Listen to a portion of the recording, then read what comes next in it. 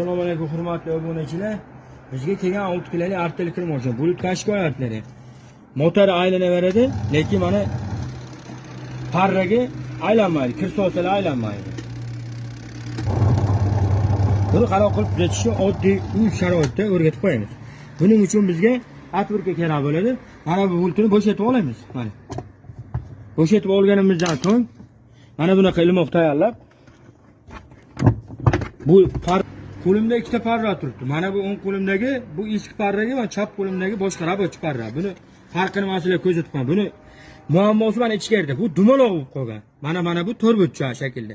O'zi asli mana bunaqa to'rtburchak shaklda bo'lish kerak.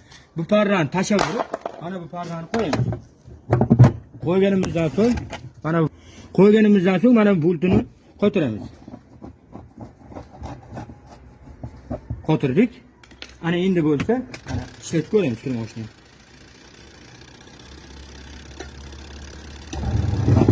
Umuman odamga kuchi yetmadi. Endi buni yana bitta narsani aytib qo'yasizlarga. Bu parrani, mana bu parrani magazindagi narxi 40 ming so'm. Ustoga bo'lishingizdan ham hojat yo'q. Uy sharoitida o'zingiz ham almashtirib qo'yishingiz mumkin.